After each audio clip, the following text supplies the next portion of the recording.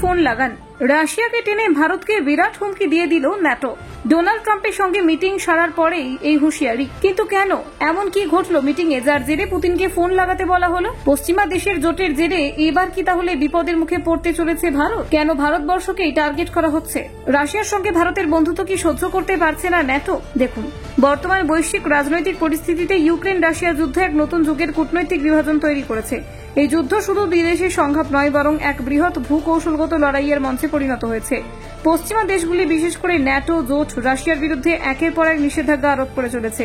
সেই প্রেক্ষাপটে এবার সরাসরি ভারতের মতো গুরুত্বপূর্ণ দেশকে নিশানা করলেন সদ্য নিযুক্ত ন্যাটোর মহাসচিব মার্ক রুটে। তার হুঁশিয়ারি, ভারত, চীন এবং ব্রাজিলের মতো দেশগুলি যদি এখনই রাশিয়ার সঙ্গে ব্যবসা চালিয়ে যায়, তবে ভবিষ্যতে তাদের মূল্য চোকাতে হবে।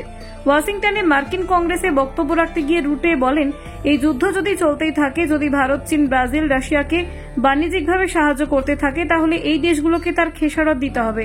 তার বক্তব্যে স্পষ্ট ইঙ্গিত ছিল মার্কিন যুক্তরাষ্ট্র এবং তার মিত্ররা প্রস্তুত সেকেন্ডারি স্যাংশন জারি করার জন্য, অর্থাৎ যারা রাশিয়ার সঙ্গে সরাসরি না জড়ালেও বাণিজ্যের মাধ্যমে দেশটিকে পরোক্ষভাবে সমর্থন করছে, তাদের বিরুদ্ধেও নিষেধাজ্ঞা আরোপ করা হবে। এই বক্তব্য ভারতের কূটনৈতিক মহলে প্রবল আলোড়ন তুলেছে। পশ্চিমা জোটের এই আগ্রাসী মনোভাবকে কূটনৈতিক হুমকি বলে অভিহিত করেছেন বিশেষজ্ঞরা। ভারতের পররাষ্ট্র মন্ত্রক এক বিবৃতিতে ন্যাটোর এই বক্তব্যের তীব্র বিরোধিতা করেছে। মুখপাত্র রণধীর জয়সওয়াল সাফ জানান, ভারত একটি সার্বভৌম রাষ্ট্র। আমরা আমাদের জাতীয় স্বার্থ অনুযায়ী সিদ্ধান্ত নিই। অন্য কোনো দেশের চাপ বা হুমকিতে আমাদের নীতিতে পরিবর্তন আসবে না।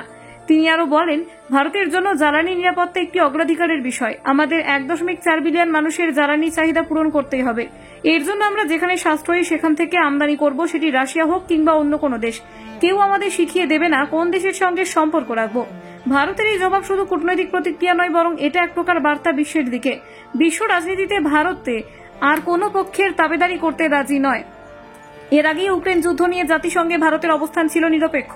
রাশিয়ার বিরুদ্ধে খোলাখুলি অবস্থান না নিয়ে বরং যুদ্ধ থামাতে আলোচনার উপর জোর দিয়েছিল ভারত। সেই নীতিকেই আবারও দৃঢ়ভাবে উপস্থাপন করল দিল্লি। ন্যাটোর হুঁশিয়ারি তার একটি বড় ইঙ্গিত রয়েছে আসন্ন মার্কিন নির্বাচন।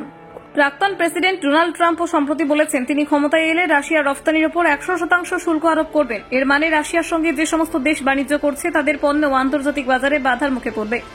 এই অবস্থায় ভারত, যিনি রাশিয়ার কাছ থেকে বিপুল পরিমাণে অপরিশোধিত তেল আমদানি করছে, তাদের উপর পশ্চিমা অর্থনৈতিক চাপ বাড়াতেই পারে।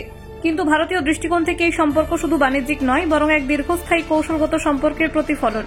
স্বাধীনতার পর থেকে ভারত রাশিয়ার সম্পর্ক গভীর হয়েছে প্রতিরক্ষা, জ্বালানি এবং প্রযুক্তি সহযোগিতায়।